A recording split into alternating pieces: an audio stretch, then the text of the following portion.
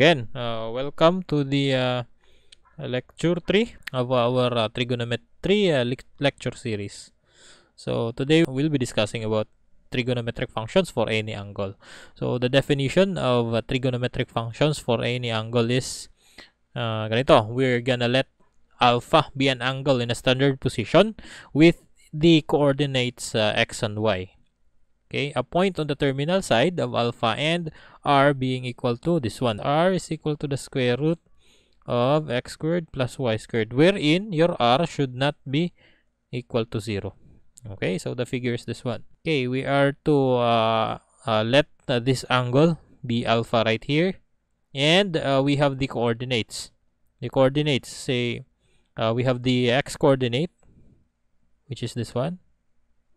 This one right here, this is our x coordinate in your Cartesian coordinate plane. This is your x coordinate, and also it has a y coordinate. That's a y coordinate. So therefore, the sine of alpha is equal to ito. Diba? We have on our SOHCAHTOA, we have the opposite over the adjacent, opposite over the hypotenuse, wherein our hypotenuse is the radius, diba? Radius r. Kung unit circle, if we're talking about unit circle, r is equal to 1. But in here, our r is variable. Okay, so let's name that one as r lang muna, as stated in the previous description. Okay, wherein the value of r is equal to this one. So we can derive this one using our Pythagorean theorem, because it's just, this is a right triangle. You have an x value, a y value. Kumbaga, you have an a value, b value, and c value. So therefore, you can derive this value being equal to x squared plus y squared. So take the square root of that, you have the value of your r. Wherein, in this figure right here, you also have the value of your sine of alpha being equal to y over r, or opposite over the hypotenuse. Also, for the tangent alpha, you have the opposite over adjacent, or y over x. Okay, opposite over adjacent. Let's try to name this one. This is opposite, and this is the adjacent. Remember your SOHCAHTOA, and this one is your hypotenuse.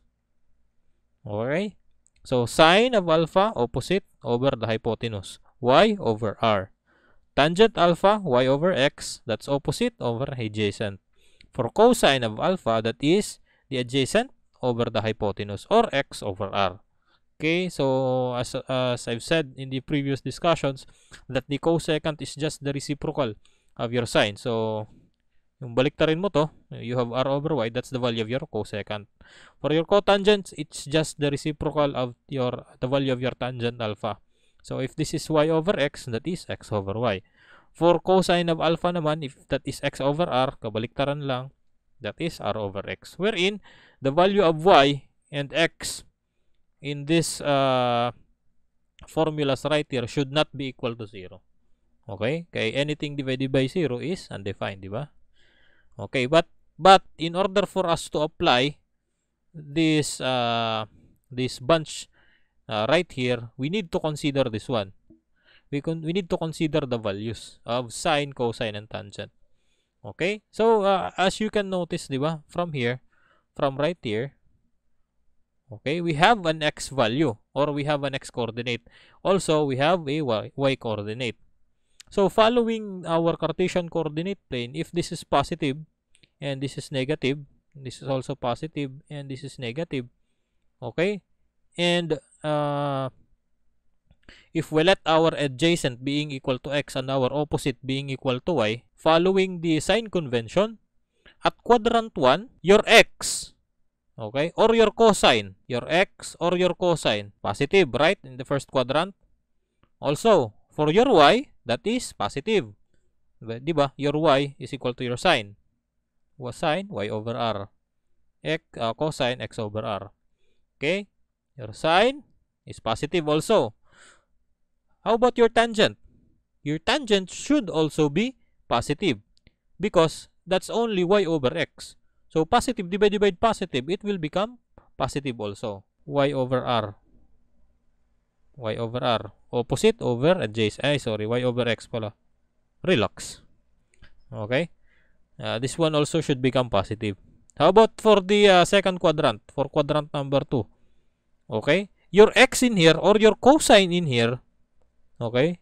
Your x in here or your cosine in here is equal to negative following the sign convention of your Cartesian coordinate plane. And your y or your sine is positive. So therefore, your tangent should be negative. Why? Because that is, again, that's y over x. If your y is positive and your x is negative, so positive divided by negative is negative. So that's why your tangent in here is negative. Okay? So for the third quadrant naman, for the third quadrant, you have a value of your x being negative and y negative. Therefore, your tangent is positive because negative divided by negative is positive. Or negative multiplied by negative, it is positive from your algebra. And lastly, for the fourth quadrant, our x in here is positive because it's to the right. And our sine or our y is negative because it's going down. It's downward. So therefore, again, negative divided by positive is just negative. Example, ito. We are to let this one. We have the coordinates. We have the coordinates negative 3 and 4 be a point on the terminal side of angle alpha. We are to find the value of sine, cosine, and tangent of alpha. Okay, sige. Let's try to draw the figure. So, we have the coordinates. We have the coordinates negative 3, 1, 2, 3, negative 3 and 4. 1, 2, 3, 4. So, it's somewhere here. The point is somewhere here. This is negative 3 and 4. So, if this is your point right here and this is your terminal side, therefore, this is your angle alpha. Okay? From the definition earlier, our sine of alpha is equal to the, ano ba yung value? What's the value of sine alpha? Our sine alpha is equal to y over r. And our cosine is equal to x over r. Our tangent is equal to y over x. Wherein, we need to follow the sign convention. So, this is positive, positive. This is negative, positive. Negative, negative. And positive, negative. Okay? Kumbaga, x and y values for this one. The x and y values are positive, positive. Negative, positive. Negative, negative. Positive, negative. Okay? And how can we find the value of r? So, let's try to use a different color. If this is your x coordinate, this should be negative 3, right? And this and this one should be equal to 4. So we can now have a right triangle. So to find the value of our hypotenuse or the r value, we just use the Pythagorean theorem. Okay? So, if we are to use the Pythagorean theorem, let's write it na lang in this one. So, that would be r squared is equal to 4 squared. That is r squared is equal to 4 squared plus 3 squared. Okay, or this is the square root of 3 squared plus 4 squared. That is equal to, that would be equal to 5. Why? Kaya ano? Because this is a special triangle, di ba? The 3, 4, 5 triangle. I don't need to compute na actually this one because it will turn out to be 5. So, let's just say, for the sake of discussing this one, let's just continue. This is 9. 3 squared, that is 9. Plus 16, the square root of 25. What is the square root of 25? That is 5. Okay, therefore, your value of your r should be 5. Okay, we now have the value of our r and our x and y. So, therefore, we can substitute na the values. Our sine of alpha is equal to y over r. That is 4 over 5. The value of our cosine alpha, that is negative 3. Ha? Take note of the sign. That is negative 3 over 5. Okay? And for the tangent naman, that is y over x. So, 4 divided by negative 3. That is, these are both pareho latara. They are both negative. Okay? So, you have now the values of your sine, cosine, and tangent. Ito. So, for the next example, we are given that the tangent of alpha is equal to the negative 5/4. And our cosine of alpha is equal to, our cosine of alpha is greater than 0. What are the values greater than 0? 1, 2, 3, 4, 5, 6, 7, 8, 9, 10. And tanan nira they are all positive. So therefore, our cosine should be positive. Our cosine of alpha should be positive. Okay? And based on the given value right here, that our tangent is equal to the negative of 5/4. What is the value of our tangent? The value of our tangent is equal to, tangent of alpha is equal to y over x, right? Right? And this is equal to, also, this is also equal to sine of alpha over cosine of alpha from our trigonometric identities, di ba? And we also know that our value of cosine is positive, meaning our x should be positive. That is 4. Okay? And if this is if the value of tangent alpha is negative and cosine is positive, therefore the value of our sine should be negative. Again, kunwari nakaintindi. Again. It's stated here in the problem that cosine should be positive. I mean, it's stated in the problem that cosine should be greater than 0. What are the values greater than 0? Edi positive. Okay? And also, it's given in the problem that tangent of alpha is equal to negative and 5/4. 5/4. From our trigonometric identity, tangent alpha is also equal to sine alpha over cosine of alpha. Okay? And our cosine is positive. So, therefore, if our cosine alpha is 4, okay, and our sine alpha, I mean, the value of cosine using this value right here is 4, and the value of sine using this tangent value right here is equal to 5. Okay? Ito sa dapat maging negative. One value should be negative para we can have this value of tangent being equal to the negative 5/4. Okay? But cosine is positive. So, ano naman lahat na bibilin? That is sine nala. So, therefore, your numerator should be negative. We are now to find the value of our sine and sine alpha and secant alpha. Okay? So, let's try to draw the triangle, di ba? You have this one right here. Let's try to do the right triangle. So, the value of our, kumbaga, y, negative 5, right? The value of y is negative 5. So, y is negative 5. The value of x is 4. Right? The value of x is 4. So, therefore, tangent of alpha is equal to negative 5/4. Okay? So, what is the value of your hypotenuse? Let's try to check. Sige. So, r is equal to the square root of this one, negative 5 squared plus 4 squared. Okay. So, r is equal to, how much? This is 25 plus 16. Okay, 25 plus 16. What's the value? 41. A 3, 4, 5. In a 3, 4, 5 triangle, the hypotenuse is 5. Not the opposite. Okay. The 3 and the 4 value can be interchanged with opposite and the adjacent. But the hypotenuse 5, the hypotenuse should be 5, not the opposite. Okay. So, therefore, the value of your r is the square root of 41. Okay. We are to find the value of sine of alpha. Sine of alpha is equal to y over r. Okay, we're in your y. This one, negative 5. Negative 5 over the square root of 41. So, simplifying, how do we simplify this one? We multiply this one by this value right here. Square root of 41. Okay, so we have negative 5 square root of 41 all over 41. That's the value of your sine alpha. Also, for the value of your secant. What is secant? What is secant? That is 1 over cosine. That is 1 over cosine. Right? And the value of our cosine, is what?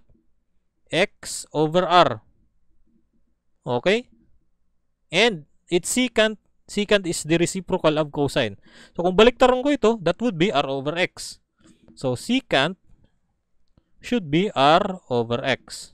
Okay? Wherein your r is the square root of 41 and your x is 4. Gets? That is now the value of your secant. So far, do you have any questions? Alright? Sige, let's proceed.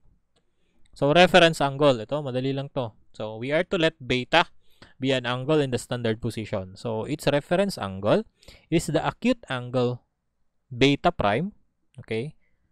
Its reference angle is the acute angle, that is beta prime, formed by the terminal side of beta and the horizontal axis. So, if this is your beta right here, okay, this is your beta. Therefore, your reference angle is formed by the terminal side and beta and the horizontal axis. So, your beta prime is from your terminal side up to the horizontal axis. This is now your beta prime. And how will you find the value of your beta prime?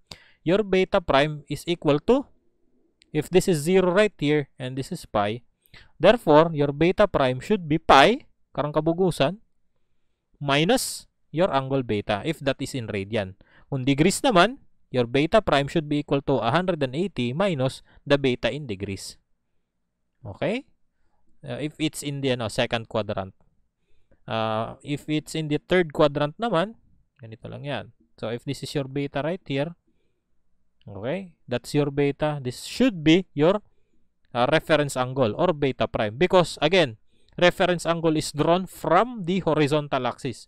Where's your horizontal axis? This one. This is your x-axis, horizontal axis. Okay? So, reference angle is drawn from the horizontal axis. If this is your beta, therefore, your beta prime or your reference angle is equal to beta minus pi in radian. Okay? Mag-iba ito nga di ha. Those are not the same. Okay? So, or if you are to convert that in degrees, that would be beta prime is equal to beta minus 180 degrees. Because pi is 180 degrees. And lastly, if it falls in the fourth quadrant, if this is your beta right here, therefore, this will become your beta prime or your reference angle. Therefore, beta prime is equal to, karang kabugusan, 2 pi minus beta if that's in radians. And beta prime is equal to 360 naman minus beta if it is in degrees. If it falls in the first quadrant, if this is your beta, therefore, this is your beta prime also. No need to subtract. Because again, it's said in the in the definition that the reference angle is drawn from the terminal side and the horizontal axis. Okay? So if it falls in the first quadrant, you have the terminal side and the horizontal axis. Therefore, your beta and your reference angle is the same. Okay, sige. Example. Ito, finding the reference angle lang. Dali lang to. If your angle beta is equal to 300, what is your beta prime? Saan yung 300 nagfo-fall? Huwag sa kanya. If this is your beta, therefore this is your beta prime. And how will you find your beta prime? For letter A. Beta prime is equal to, if it falls in the fourth quadrant, that is 360 minus 300. That is 60. 60 what? Okay. How about for letter B? Remember the sign convention na? If it's counterclockwise, that should be positive. Okay? If it is in clockwise rotation, that is negative. So, if it is 135 degrees from 0, where is the 135 degrees? This is 180, right? So, kung pasugod na birik, and this is 90, so it's somewhere here. Okay? Your beta is this one, 135 degrees.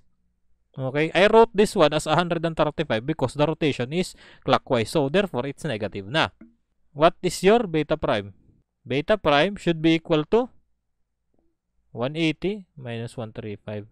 Beta prime should be equal to how much? Very good. Magaling, magaling, magaling. So, ito. Gamitin mo kuno yung reference angle to find the trigonometric function. Okay, sige. So let's try to draw the letter A. Draw the letter A. Let's try to imagine what's the value of your cosine of 4 pi over 3. Okay, this is in radian. This is in radian because we're using pi.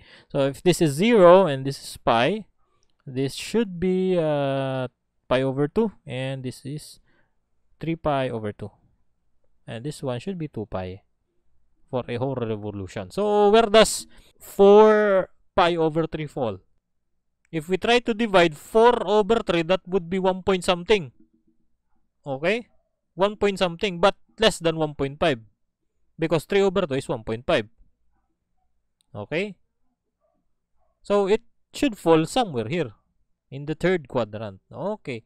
If this is your angle right here, okay, this is 4 pi over 3. What is your beta prime? Your beta prime should be equal to 4 pi over 3 minus pi. How will you substitute? How will you subtract those values? So, ganito, you have 4 pi right here. This is all over 3 minus 3 times pi. That is 3 pi. And you have pi over 3. So, therefore, this value right here is pi over 3. That value right there is pi over 3. And how are we going to find the value of cosine 4 pi over 3, or using our reference angle beta prime cosine of pi over 3? We can use our unit circle, right? Wherein in our unit circle, okay, in our unit circle, diba, you have this one right here. This is, what is pi over 3? That is 60, right? 60 degrees. Okay. This is your pi over 3. Okay. I mean, this is pi over 3 from here. From here up to here. This is pi over 3 from here up to here. Okay? Nakuha niyo. This is 4 pi over 3 from here up to here. But using the value of our beta prime or our reference angle, the value of the angle from here up to here is equal to pi over 3. Okay, and this one is 2 pi over 3. And this one is 5 pi, right? 5 pi over 3. And this one is 6 pi over 3. That is 2 pi lagi hapon. So, okay. So, yun. From our unit circle, diba, nasa rin kita, what is the value of your 4 pi over 3 from your unit circle? The value of your 4 pi over 3 is 1/2. And ano yung values? Hindi. Unahin mo yung unahin mo yung value of x. Ano yung value of x? Or the value of your cosine? Negative 1/2 and okay. Nakuha. So this is now the value of your x and your y. Hindi pala, I'm sorry, this isn't the value of your x and the y. These are the value of your cosine na. Cosine of alpha. If we are trying to beta pala. Okay, and this one also is the value of your sine beta. Okay? Hindi yun x and y, ha. It's not, these are not the values of x and y. These are the values of cosine and sine na. Okay? So if you are to find the value of cosine, so that is cosine 4 pi over 3. That would become negative 1/2. Okay? So same with this one. You can do this na lang with yourselves. You are to find lang naman the value actually of your, say, cosecant or tangent using your unit circle. Ganun lang din yun. If you are to use the reference angle, you are to subtract your angle. I mean, you are to check pala your angle with regards to the horizontal axis, because again, the reference angle can be made using your terminal side and the horizontal axis. Okay? So yun, if you are going to use this one, that is also correct. And if you're also going to use cosine of pi over 3, what's the value of cosine pi over 3? That is 1/2 also. But if you're going to use this one, I mean, cosine of pi over 3 is equal to 1/2, right? That's here. That's here. Cosine pi over 3 is equal to 1/2. But since you've used your your reference angle, since you've used your reference angle, we need to follow the sign conventions. Diba? The sign conventions is that in the first quadrant, that is positive, positive. Second quadrant, negative, positive, negative, negative, and negative, positive, negative. Okay, so for this one, if you are here at the third quadrant, therefore the value of your cosine and sine should be negative. So yun, if you are to find cosine, this should be negative. Nagets? Yun. Okay, sige. Eto, next. Using trigonometric identities naman, but I believe tapos na kita siguro niya, no? Di ba? We've practiced using the trigonometric identities. So let's try solving this one muna. So we are to let alpha be an angle in the quadrant 2 such that the sine of alpha is equal to 1/3. We are to find the value of cosine and the value of tangent using trigonometric identities. So we know that the angle delta is in the second quadrant. So it's somewhere here. Okay. And the value of sine is 1/3. The value of sine of delta is 1/3. We are to find the value of cosine of delta and the tangent of delta using trigonometric identities. Okay, so we know the value of sine. What is the trigonometric identity for sine and cosine? That is sine of delta squared plus cosine of delta squared is equal to 1. So this is a similar problem, di ba? In our previous lectures. So if we have sine delta right here, so that is 1/3 squared plus the cosine of delta squared. That is equal to 1. So cosine of delta squared, that would be 1 minus transposing 1/3, the 1/3 squared to the other side of the equation. That would be 1/3 times 1/3. What's the value? 1/6. Okay. So the cosine of delta squared is equal to 1 minus 1, 9. 8, 9. Okay. So taking the square root of that, that would be cosine of delta is equal to the square root of 8 over what's the square root of 9? That's 3. So yun, we have now the value of our cosine, which is equal to this one right here. Simplify. Pwede pa actually. That is actually 4 times 2. And what's the square root of 4? 2. So 2 square root of 2. Pero ayaw na. Maghinala bakala. But sige, for the sake of discussion, sige, that would be 2 square root of 2. Why? Because if that is 8, that would become 4 times 2, right? That's the same, 4 times 2. So taking the square root of 4, you have the square root of 2, the square root of 4 is 2, and your remaining value right here is 2. So that will become 2 square root of 2 over 3. Actually, they're basically the same. Huro halabaladi nga ni. Huro halabaladi. Okay, that is mga tutulutin mo term. Unlike this one, that's just square root of 8. So, sala. So, yun. This is now the value of your cosine of delta. Since you are to find the value of tangent alpha, diba, from our trigonometric identity, that the tangent of delta is equal to the sine of delta all over the cosine of delta, right? Tangent is equal to sine over cosine. Okay, we now have the value of sine being equal to 1/3. We have the value of cosine being equal to this one. Okay, basically we can substitute na the values. But wait, it says here in the problem that the angle is in the terminal side of the angle is in quadrant number 2. Meaning, it means that the value of cosine, the value of sine, the value of cosine is negative, the value of y is positive, the value of x is negative, the value of y is positive. So therefore, using this argument right here that it is in quadrant number 2, therefore we should consider the negative value of cosine. Bakit? It's because we took the square root of this value right here. We took the square root of this value. Okay? when taking a square root of a value, you always consider the positive root and the negative root. Like for example, if you are to take the square root of 9, ano't answer? That would be 3, di ba? Pero, this is actually, there are two values nga makaka-answer kahin 9. Okay, may dani mo 3 times 3. Ngan, negative 3 times negative 3. Di ba? These are both equal to 9. Therefore, if you're trying to take a square root of a number, there are always, most of the time, there are always two values. Okay? Danay, if you try to consider negative, this is technicality nala. If you try to consider negative, danay, na zero answer. So, most of the time, may nagulit niya duha nga values. So, you have positive or negative 3.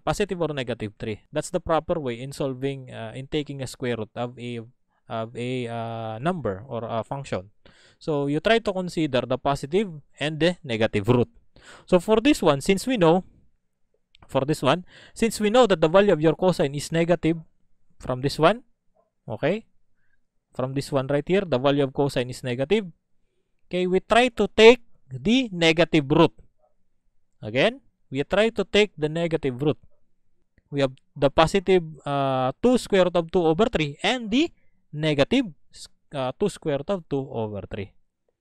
So again, since it belongs in the second quadrant, therefore the value of cosine or the value of x should be negative. So we try to consider the negative value. Okay? So yun, let's go here. The value of our sine is 1/3. That is 1/3. The value of our cosine is this one, negative 2 square root of 3 over 3. Okay, simplifying, the 3 cancels out. Sorry, 2 nga yan. Relax. Okay, sorry. Bagang 3 kasi, sorry. And how do you simplify this value right here? You multiply by square root of 2 over square root of 2. Okay? So, the numerator will become square root of 2 over, what's the value for this one? That would be 2 times the square root of 2 times the square root of 2. Square root of 2 times square root of 2, that is 2. So, 2 times 2, that is 4. Okay, therefore, the value of your tangent is equal to the negative square root of 2 over 4. So, it's mag-iba ito ha, it's negative square root of 2. Negative square root of 2 is different from the square root of negative 2. Mag-iba ito ha. Mahangin sa meron ka mo, i-multiply ko na lang ito sulod. Lagi daw, it's immortal sin. It's immortal sin. This one is an imaginary. Okay, mo ito. Okay, so, yun. Do you have any other question? Ito. This one. This one. That is 1 minus 1 over 9. 1 minus 1 over 9. How do you subtract fraction with a whole number? You can convert this one into a fraction, di ba? With the same denominator of this one. So that will become 9 over 9. Now, 9 over 9 minus 1, 9, that is 8 over 9. Okay? Pero when I'm doing that, when I'm subtracting these values, ganito yung ginagawa ko. So if this is 9, I write the denominator as 9. Tapos, ganito, I try to now multiply your denominator with this one. Para this one, 9 times 1, that would be 9. And this one, 9 divide 9 times 1. Sorry, 9 divide 9 times 1 is 1. So, 9 minus 1, that is 8 over 9. Ito na. So, paano nga ba, how will you imagine kung ano't cosine? So, we try to graph them. And how do we graph cosine? Okay. We provide values for our x to be angles. Okay? Like for example, you provide an angle nga 0. May naman angle nga 0, right? And also, we have angle pi over 2. That is 45. I mean 90 degrees. And pi over 4, that is 45. So, matapos nating lagyan ng value yung x ng mga angles. Okay? we compute the value of y. Okay? Linagyan natin ng value ng angle yung x, mako-compute natin yung value ng y. Right? So again, if you try to substitute the value of your angle as x, you can determine the value of y. Okay? Okay, so let's try to do this one. Ito.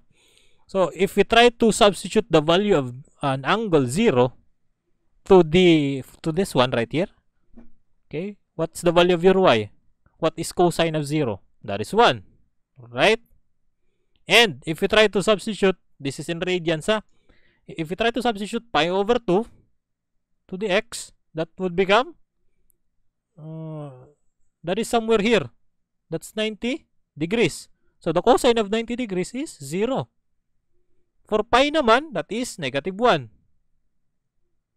Okay? And for 3 pi over 2, that is 0 and 1. So how do we graph our cosine function? So we denote our x-axis as our input and our y as our output. Okay? In our x-axis, we have the input. What are our inputs? That is our angles. So if this is 0, this is pi over 2. There 1. Angles nga ni.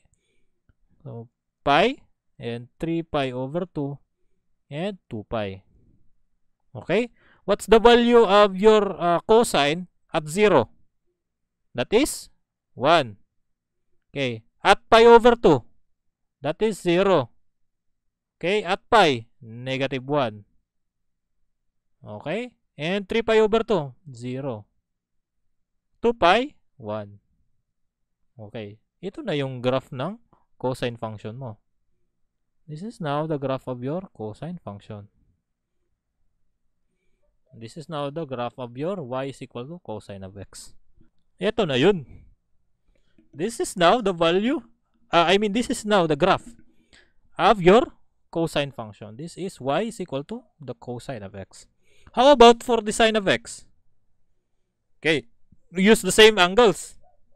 By the way, ikaw yung magdi-decide. This value is right here. Okay? So if your y, if your angle is 0, what is sine 0? That is 0 gyapon. Okay, next, pi over 2. What is sine pi over 2? Sine 90 degrees, that is 1. Sine of pi, 0. Sine of 3 pi over 2, negative 1. And 2 pi, that is 0. So graphing those values, we have at here, you have at the 0 angle, what's the value of your sine? That is 0. At pi over 2, the value of your y is equal to 1. So it's right here. So pi, 0. 3 pi, negative 1. 2 pi is 0. Ito na yun. The value of your the graph of your y is equal to sine of x. Okay? So yun. Sketch the graph of y is equal to 2 times sine of x on the interval negative pi up to 4 pi. So if we have, so we are to graph the value of, we are to graph this function right here. Y is equal to 2 sine of x on the interval of this one right here. Okay? These two, ini nga to. This is called your amplitude.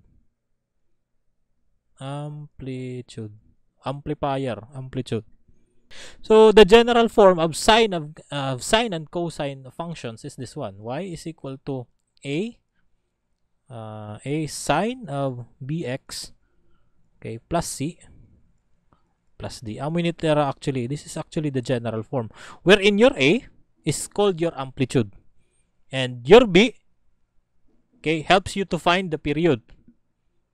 Okay, and your c is the shift in the x-axis and d is the shift in the y-axis. Okay, this will be discussed later. So actually, introduce ko lang yung general form. That is a sine of bx plus c plus d.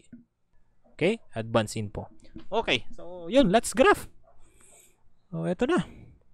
So if you try to find the value, if you try to substitute the value of pi in this equation right here, that is 2, meaning 2 sine of pi. What is sine of pi? Sine of 180. Sine of 180 is 0. 0 multiplied by 2, that's still 0. Next, pi over 2. What is pi over 2? That is 90 degrees, negative 90 degrees. So, if sine of negative pi over 2 is negative 1, multiply that by 2, that becomes negative 2. Sine 0, edi 0. Okay, pi over 2, positive 1 times 2, 2. So on and so forth. Okay? Ganito lang yan. You just substitute these values right here on the x. So, try to find the value of y. And after that, you now have the, kumbaga, you have now your points. 0 and pi, negative 2 and negative pi over 2, 0, 0, 2 and pi over 2, 0 pi, so on and so forth. So, ito na yung figure mo. This is your, as you can notice, the blue line, okay, this one right here, this blue line represents y is equal to sine of x. Okay? And this red line naman right here represents the function y is equal to 2 sine of x. As you can notice, the maximum value for our sine of x is this point right here. And that is 1, diba? Sorry. That is 1. Okay? Since may dakita 2, given natin na function, okay, na multiply or na times or na amplify an aton maximum value by 2. Okay? Diba? Kung baga sin x line if this is sin x, if this is only sin x, the maximum value is 1. Okay? Takay, it so happened that may da 2. So na-amplify an aton graph in 2. Okay? Nakuha niyo? The maximum value now is 2. And the minimum value now is negative 2. This is negative 2 right here. This is the amplitude or amplifier. Depende kung ano tayo kuan. Basta yun lang yun. You just substitute the value of your assumed angles. Tas, okay na. Go na. Go lang ng go. Next. Yeah, ito na, amplitude. Nauna pala ako. So, the amplitude of y is equal to, a sine of x and y is equal to a cosine of x represents the half, the distance between the maximum and the maximum values of the function, and is given by this one. So, yun. The amplitude of a is equal to the absolute value of your a. What is your a? Adi nga a. What do you mean by the absolute value? What will happen if your a is negative 3? What is your amplitude? 3 lagi hapon. Okay? So, any number inside the absolute value sign, iti output ito positive lagi hapon. Yun, example, ito na, vertical shrinking and stretching. So, in the same graph, in the same coordinate plane, we are to sketch the graph of each function. So, ito, we have to graph this one. 1/2 of cosine of x and y times the cosine of x. So, let's try to graph. So, let's try letter A. We are to graph y is equal to the 1/2 of cosine of x. So, how do we graph this one? How do we graph this one? We know that the amplitude is equal to the absolute value of a. What is our a in this function? The amplitude is equal to 1/2. We have this as 0, 0, right? And our period, may dapakita actually usa, amplitude and period. And in order for you to find the period, that would be 2 pi over b. Wherein your b is kung ano yung constant before the value of x right here. So, kung ano yung constant na before sa x, yun na yung b mo, your b value. So, for this one, cosine of x, what is the value of your b? Cosine of x. Okay? The value of constant right before x is 1. Right? Because that's the same as saying that is cosine 1 of x. Eh, di 1 iti mo constant. Pero kung naging 2x yan, ano yung b value mo? Kung naging 5, Ano yung B value mo? 5. Yun na yun. Okay? So, your period is equal to this one. Period is equal to 2 pi over B. So, your period is 2 pi over 1 or 2 pi. So, actually, period is where when your graph, okay, amo ito tiya limit before yan mag-utro-utro. Inwaray ko na lang, makuri pag-English. Sorry. Okay. So, period, actually, amo ito tiya mo limit before your graph mag-utro-utro. Paulit-ulit. Okay. From 0 to period niya nga 2 pi. Okay. And our amplitude is 1/2. So, it's right here. This is 1/2. May daniya tipaigbaw nga amplitude, the upper amplitude, ngan lower gyapon yung amplitude. So, may dani mo 1/2, ngan negative 1/2. Kung kanina, ang cosine la, may danaton positive 1 and negative 1, right? Okay? So, yun. So, usually kasi, there are 4 parts in your graph. There are 4 parts in your graph. May dani mo maximum, may dani mo intercept, maximum, minimum, so on and so forth. So, first, try to divide 2 pi into 2. 2 pi divided by 2 is pi. Okay? So, 8 pi naman, divide that by 2. That is pi over 2. Okay? And for this one, same lagi hapon. I-divide mo. If this distance is pi, this will also become pi. So, pi over 2 plus pi, that is 3 pi over 2. Or the midpoint of these two values. That is 3 pi over 2. Now, we know the amplitude. We know these values right here. Okay. What is the cosine of 0? 1. Okay. Cosine of 0 is 1. Takay, may naka pa amplitude niya 1/2. Magiging? Edi 1/2. It's somewhere here. Okay? Next, for pi over 2. That is 0, right? For pi, that is negative 1 times 1/2. Magiging negative 1/2. Tapos nga di, nganya di. Okay. Okay. Now, can now draw your cosine. You can now draw your 1/2 cosine of x. Ito na yun. Malipat? Din ka nalipat. Din ka nalipat. Din niya ang pag-connect the dots. Pag-connect the dots. Okay, ganito lang yan.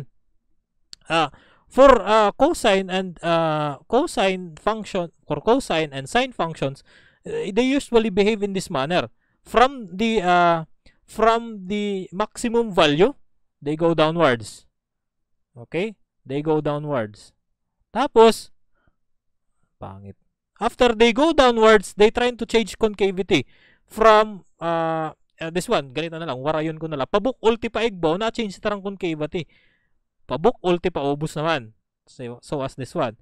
Then, after nera makahimuhin semi-parabola, or parabola, ma-change na luwateran concavity. Amo itot nature, it cosine yan, sine functions. Similar, this is for cosine. For sine liwat, na-start ito hera ubos. Tapos ma-concave, ganyan, ganyan. This is the value of your this is the graph of your sine naman. Okay? For cosine bagat nadusog la ito ngani. Ani din nati kang kun baga cosine. Kung baga sine, din nati kang. Okay? So you try kuan letter B.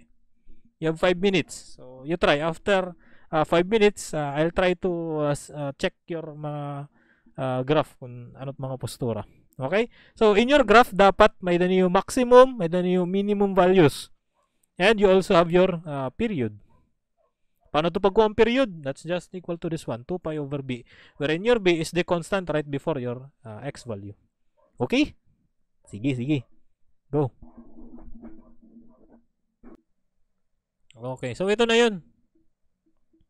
So, this is the graph of ito yung unahin natin. This is the graph of y is equal to cosine of x. Ito naman, this is the graph of y is equal to 1/2 cosine of x. And this one right here, is the graph of y is equal to 3 cosine of x.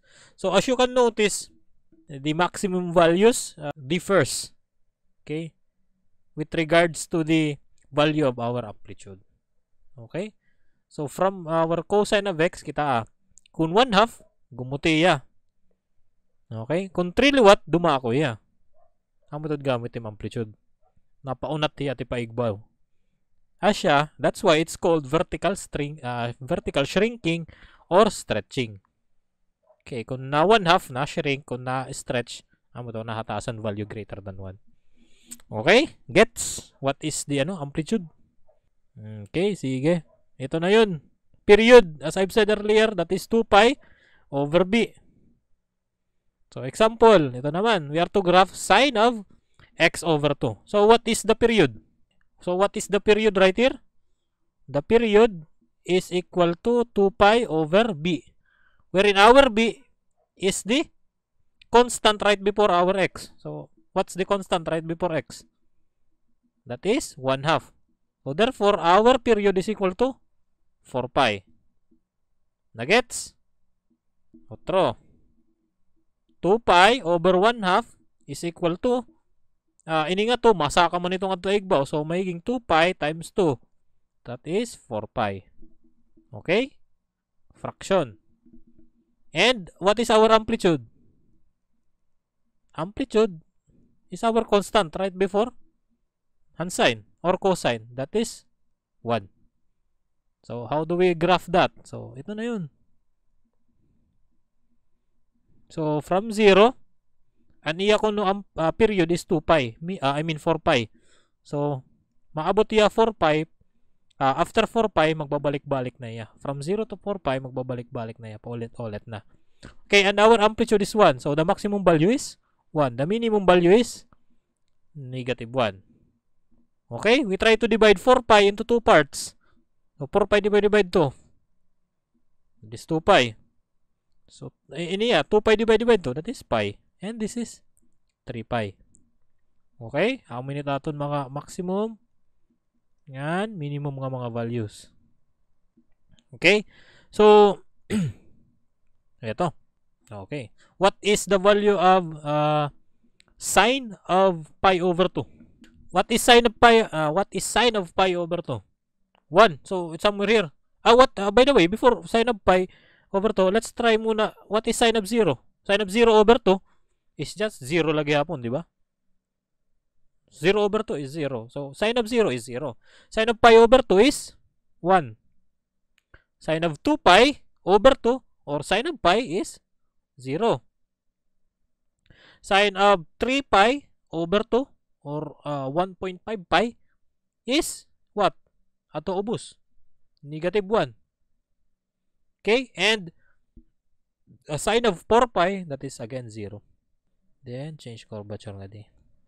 Okay? So, ganito yeah. So on and so forth. Okay? Ito na yun. Okay? Asya naging horizontal shrinking iya. Eh, kumbaga, if this is your y is equal to sine of x, from here, bagat naunat niya ti pakadi. Okay? Bagat na gets niyo from this one right here, from this figure right here, bagat naunat niya ti pakadi. Asya naging horizontal, usually horizontal stretching iti tawag. Gets? Hello? Okay, sige. Ito naman. So, actually, these are the shifts. Okay? Bagat gindudusog ta naman. Kung kanina, we start at 0. Usually, we start at 0. So, for this one naman, we're gonna be starting at somewhere. There na 0. Okay? So, yun. We have the amplitude, we have the period.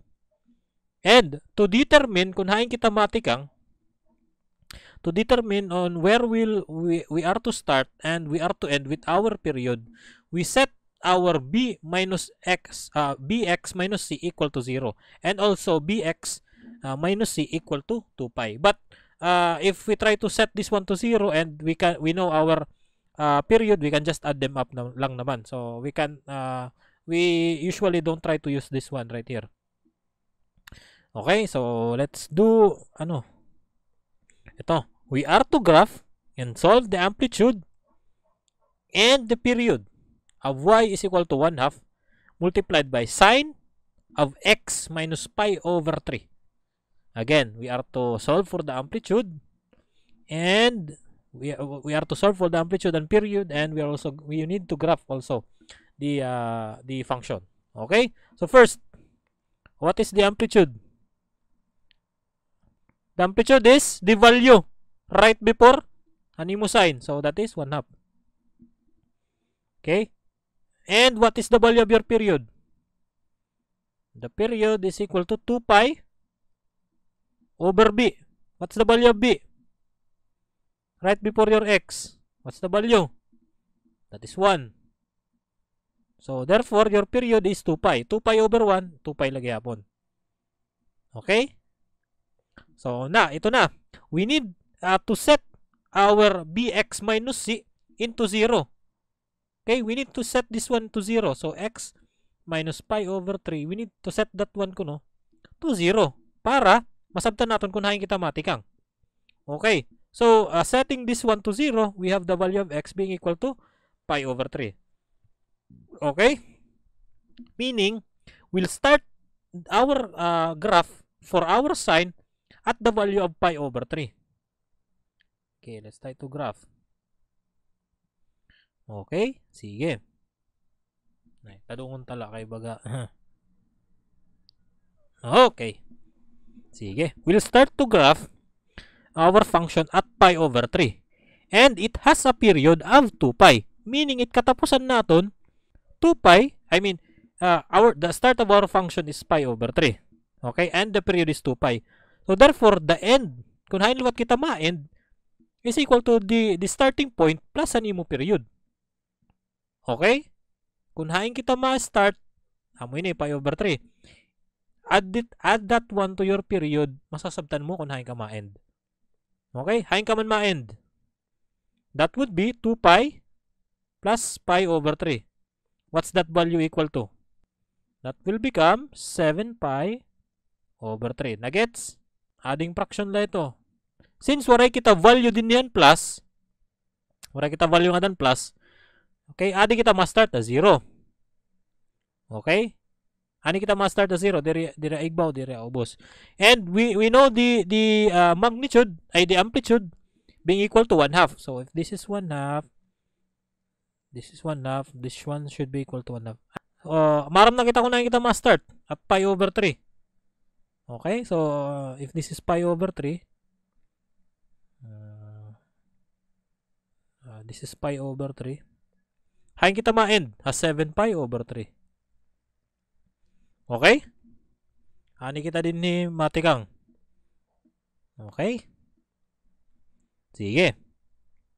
So, siya, ni-divide ta na into 2. So, anot bot nga hit 1 yan 7? 4 pi over 3. Sige, anot bot nga 1 yan 4? 2.5 pi over 3. Ano 2.5 pi? Or ganito na lang. What is 4 pi over 3 plus pi over 3? Okay? That is 5 pi over 3. Divide 2. I-divide mo pa rin 2.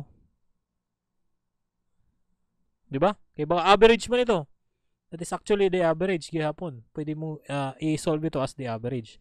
So, that would become 10 pi over, I mean, this will become 1/2. That is 5 pi over 6. 5 pi over 6. For this one naman, ano tera kaburubot niyaan? So, let's try 4 pi over 3 plus 7 pi over 3. That would become 11 pi over 3 divide 2. So, 11 pi over 6. 11 pi over 6. Okay? So yun, maram na kita kung nakikita mo, start at pi over 3. Okay? And maram na kita kung nakikita mo end. That is 7 pi over 3. Okay? So yun. What's our function? Sine. Hain natin kang sine? Hain natin kang sine, di ba ani din usually nasugad? Zero. So ani kita din matikang. Right? Tapos, pag ulpot nyo to 5 pi over 6, what will be your maximum value? Okay? And you'll go down here. Tapos, nga di. Tapos, nada.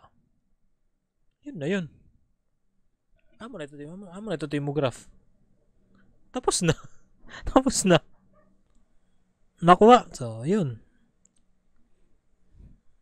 Klaro?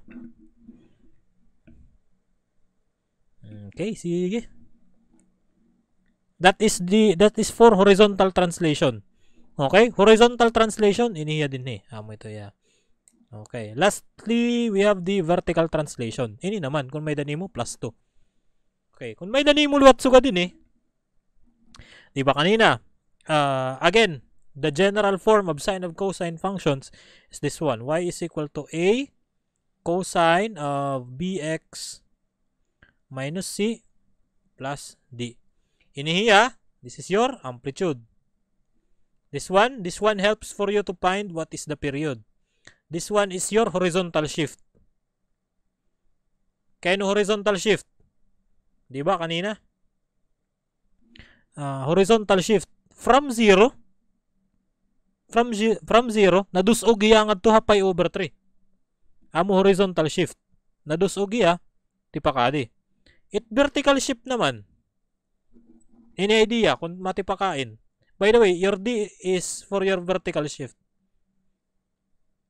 For the vertical shift, do you have any idea? Yun. Egg ba o robust? Correct. It's either upward or downwards. Depending on the sign. Kung ano niya sign din eh. Kung nag-negative to ito dida, ma-shift ka downwards. Pero kung kay positive man niya, edi upwards. So let's try to do this one.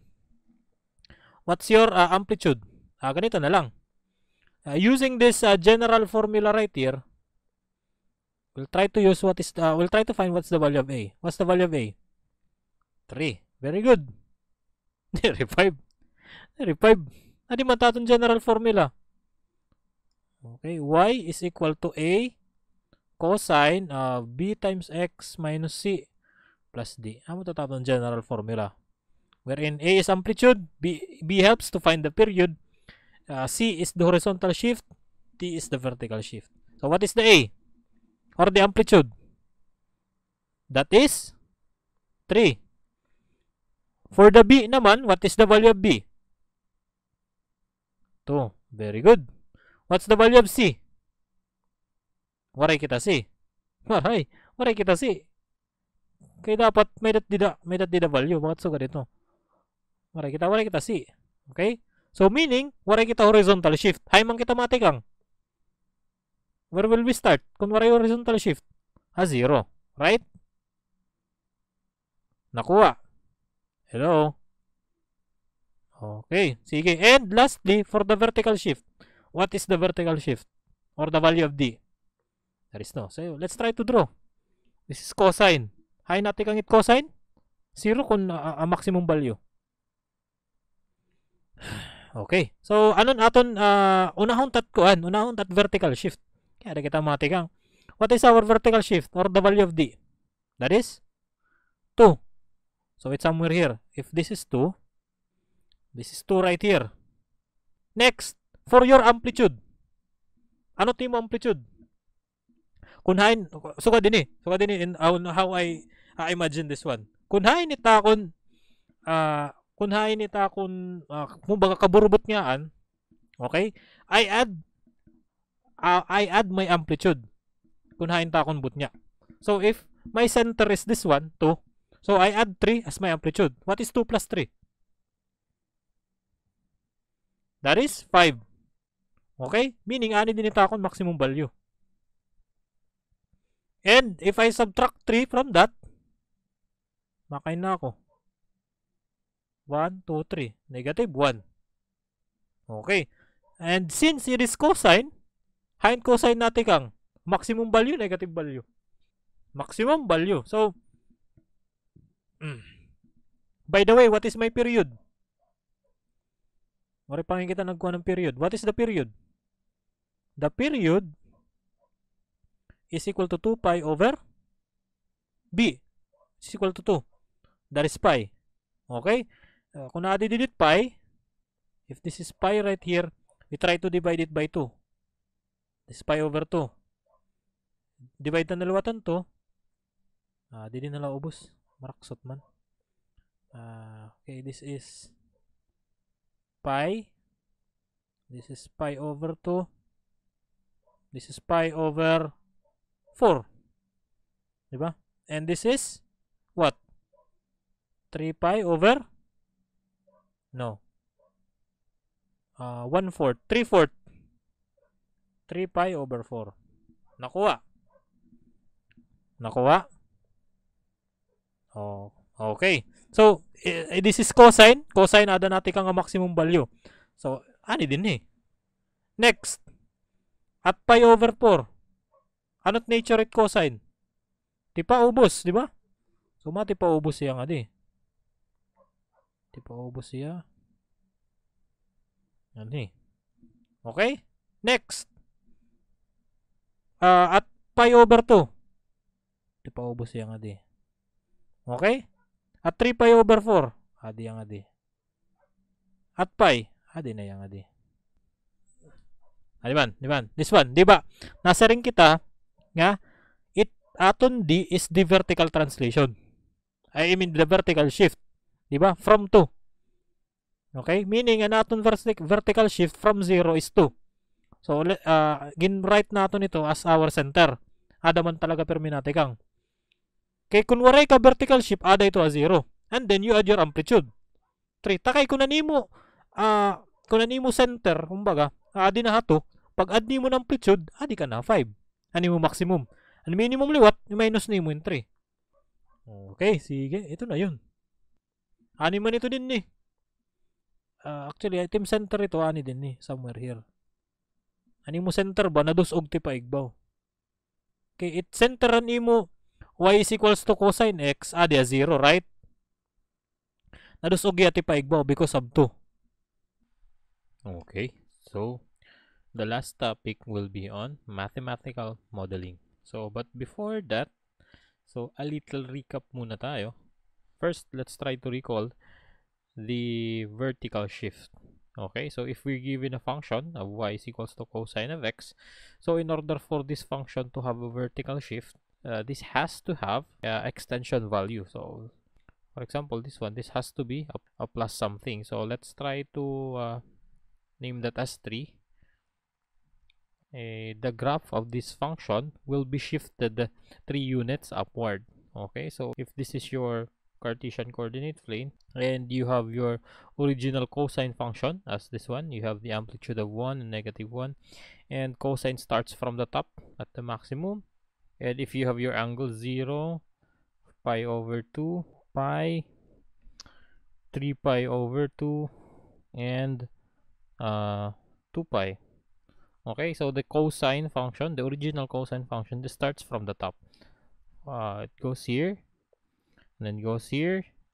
So coming back up, and it goes here. Okay, and it starts to repeat itself.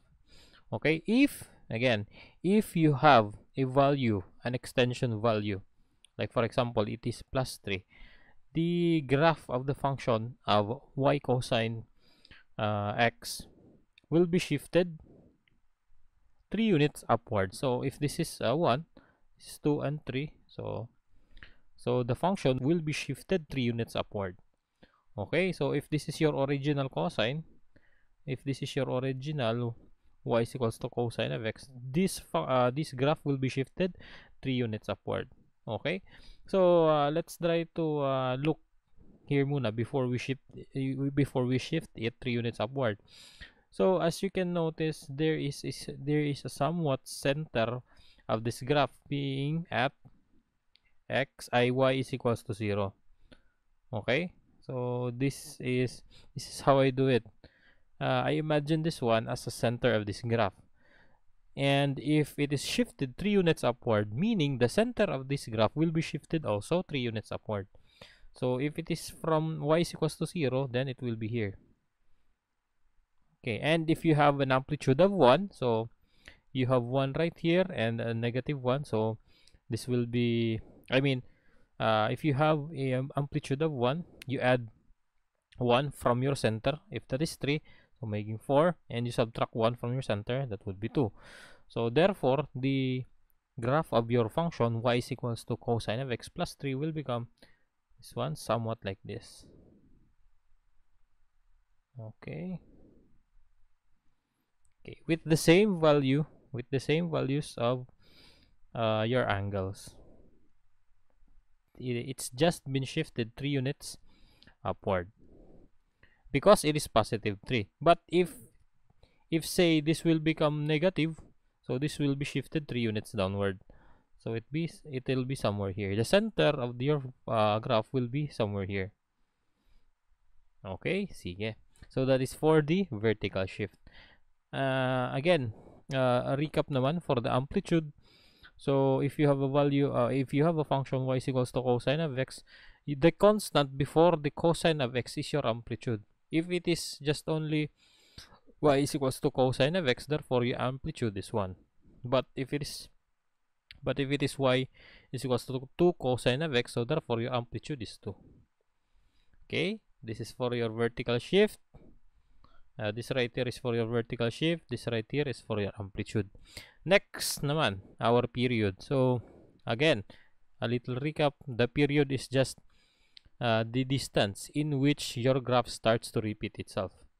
Okay, so if again we are considering the graph of y is equals to cosine of x, this is 1 and this is -1. This is 0, pi over 2, pi, 3 pi over 2, and 2 pi. Okay, if this is the graph of our y is equals to cosine of x, so by now you should already know the nature of the graph of y is equals to cosine of x and y is equals to sine of x. Okay, say if this is our curve, I mean if this is the graph of the curve y is equals to cosine of x, the period is where your function start to repeat itself. Like for example, if this one, if it started from 0 and it has a value of y being equal to 1, okay, and it goes here all the way here and up to here, up to 2 pi, okay, it does not repeat itself. If you try to plug in value of angle greater than 2 pi, your graph then begins to repeat itself. Okay, it will be somewhat like this. Okay, up to infinity. Okay, so therefore the period is the distance in which your function starts to repeat itself. So from 0 to 2 pi, it doesn't repeat itself, but greater than 2 pi and less than 0, it starts to repeat by itself. So therefore your period is equal to this distance right here. And what is this distance? That is 2 pi. And another key feature in here is that if you try to imagine the maximum value, which is 1, and the minimum value, which is -1, it incidentally happened that the period in which where your maximum value and your minimum value is at the center. So therefore, the period covering the maximum value and the lowest value is half of the total period for the whole of the function. So again, from the maximum up to the minimum, it is half of your period. So what is the half of 2 pi? That is pi. And another recap for the horizontal shift. So in order for us to determine the horizontal shift, we consider bx minus c is equal to 0. Okay, from the general form of our function y is equal to a cosine of bx plus c, bx minus c plus d. Okay, we set bx minus c equal to 0, and there we determine the value in which where we're gonna start graphing our function. That is for your horizontal shift. Okay, so I guess we're ready to proceed with mathematical modeling. So mathematical modeling. So let's do this by example na lang para dire-diretso. So okay. So the question is, the table shows in depth in feet. So of the water at the end of a duct at various times during the morning, where t is equals to 0, which corresponds to midnight. The question is, we are to use a trigonometric function to model the data. We are to find the depth at 9 a.m. and 3 p.m. Sige. So the data is given by this table. So at time 0, which corresponds to midnight, the depth of water is equal to 3.4. At 2, that is 8.7.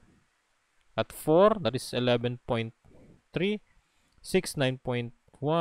8, 3.8. 10, 0.1. And 12, okay, 1.2. So let's try to graph muna this values right here. Sige. Let's try to plot the values. So if we have these values right here for time and depth, if we have our x-axis as our time and y for our depth, so we have this one. So we have these values for our time and for our depth. So for the first point, that is 0 and 3.4. This here, 2 and 8.7, 4 and 11.13, 6 and 9.1, 8 and 3.8, 10 and 0.1, and lastly we have 12 at 1.2.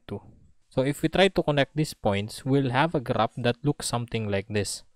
Okay, so our graph looks something like this, in which it has a maximum point that is up here, and the value of depth at this point is 11.3 from our values right here. And for our minimum value, that is here. So the value of our minimum point is 0.1. That is 0.1. Okay, sige.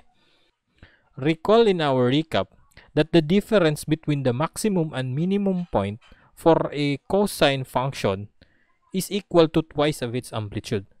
So, okay, so if we try to express that in mathematical terms, we'll have 2 times the amplitude is equal to what? The maximum, which is 11.3, minus the minimum, that is 0.1. So that is 11.3 minus 0.1, that would be 11.2. Okay, that is 2a. So if you try to divide both sides by 2, you'll have the value of a. A therefore is equal to, or the amplitude is equal to 11.2 divided by 2. So that is 5.6.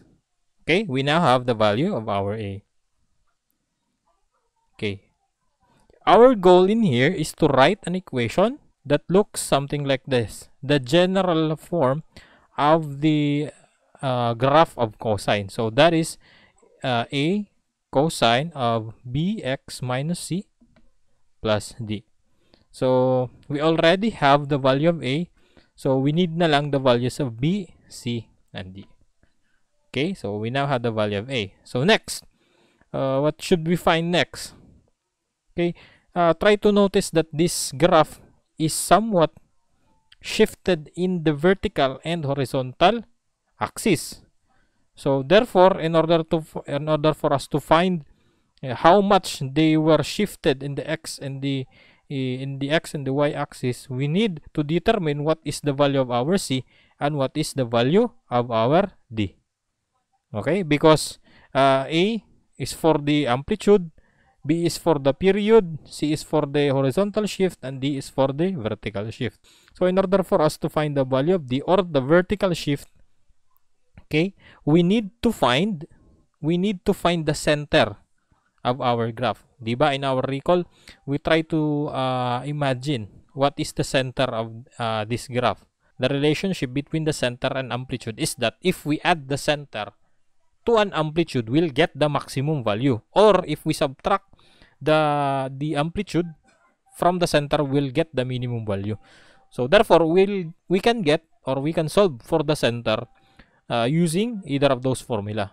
Okay, so in mathematical term, we say that if we try to denote our center as K, if we try to add the amplitude from K, we'll get the maximum value, which is 11.3. And if we try to subtract the amplitude, we'll get the minimum value. So we can find the value of K using either of this formula right here. Okay, so let's try to use this one right here. So K plus 5.6 is equal to 11.3. Okay, transposing 5.6 to the left side of the equation, you'll have 11.3 minus 5.6. So K therefore is equal to 5.7. Okay, so our K is somewhere here. Our value of K is somewhere here. Or our graph is shifted 5.7 to the vertical axis. Okay? Meaning, this can also be our D. Okay? Meaning, again, our center was shifted 5.7 units upward. Okay? Kumbaga nadusog yati paigbaw. So, therefore, our value of D is also 5.7. So, we now have the value of A being 5.6 and D being 5.7. Okay, next. Next. So, we try to find naman the value of B. Okay, what is the value of B? The value of B is related to your period. Again, in our recall, we stated in there that the horizontal distance between the maximum and the minimum value is equal to 1/2 of its period. So, meaning, from here, which is the minimum, up to here, your maximum value, this distance or the value of or the difference between this time is 6, and it is also 1/2. It is also 1/2 of our period. So if this is 1/2 of our period, what is the total period? That would be 6 times 2. So therefore our period is 2 times 6, that would be 12. So we already know the value of our period being equal to 12 hours. Okay, in order for us to find naman the B, we use the relationship which states that the period is equal to 2 pi over B. Okay, and we now have the value of our B. So therefore, our B is equal to, doing cross multiplication, I have 2 pi over B. It is 2 pi over 12. And that is equal to, take note of the value of pi. The value of pi in here is 3.14. Okay? So, the value of our B is equal to 0.5236. Okay? We have now the value of our B. Okay? So, we now have the value of our A, D, and B, wherein B is equal to 0.5236. Okay, lastly, we need to find naman how much this graph had been shifted from the horizontal axis. In order for us to determine where should we start graphing our function, we set this bx minus c equal to 0. And if we set this value to 0, okay, we get the x value. And that x value is the shift from our horizontal axis. So if we set b minus x equal to 0, doing simple algebra, it will be something like this. So bx is equal to c, right? I just transposed negative c into the other side of the equation. And if we divide both sides by b, we have c over b. Okay. We now have the value of our x being equal to c over b. And also, this c over b value is also the distance in which our graph had been shifted in the horizontal direction. But looking in this graph, we know how much the graph had been shifted in the x-axis. Because again, the graph of cosine starts at the maximum. So meaning, if the maximum point is right here, this should be at the x is equals to 0, right? Pero it had been shifted 4 units. So therefore, we know that the graph had been shifted 4 units. So therefore, the c over b is equal to 4. And we know the value of our b being equal to 0.5236. Therefore, we can find our c. So doing simple algebra again. So C over B is equal to 4. Cross multiplication, we have C is equal to 4B. And our C is equal to 4 times 0.5236. The value of C being equal to 2.0944. Okay, we now have the value of our C being equal to 2.0944. So in letter A, we are tasked to use a trigonometric function to model the data. For letter B naman, we are to find the depths at 9 to 3 p.m. So for letter A, we have y is equal to a cosine of bx minus c plus d, wherein we have now these values right here. Y is equals to a, which is 5.6, cosine of b 0.5236x minus c, that is 2.0944, plus d, which is 5.7. This is now our trigonometric model using cosine function. Okay, for letter B naman, what is asked in letter B? For letter B naman, we're asked to find the depth at 9 a.m., 9 a.m., and 3 p.m. Okay, since we already have this value, since we already have this function right here, and we know that at time 0, that is equivalent to 12 midnight. Okay, and 2, that is 2 a.m., 4 a.m., 6 a.m., 8 a.m., 10 a.m., so on and so forth. Okay, after 12, that is already p.m. na. So if we try to substitute the value of 9, okay, in this function right here, we'll have y is equals to 5.6, the cosine of 0.5236 multiplied by, substitute the value of time that you wish to be computed. So that is 9 minus 2.0944 plus 5.7. So you'll have, so you have the value of the depth at 9 a.m. equal to 0.84 feet.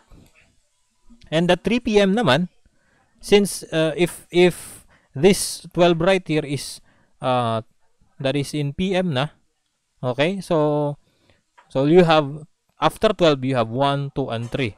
So if there are 3 more hours after 12, you add those to 12, that would be 15, right? So at 3 p.m. that's basically 15 hours after midnight. So 15 hours. At 15 hours, you'll have y is equal to 5.6 cosine of 0.5236 times 15 minus 2.0944 plus 5.7. So you have the value of your y being equal to 10.57 feet. And that is how you use this equation to determine the values of depth at different times. So at 9 a.m. and at 3 p.m. Okay? So that ends my lecture. Thank you for listening and hope to see you again on the next lecture. Salamat. Bye-bye.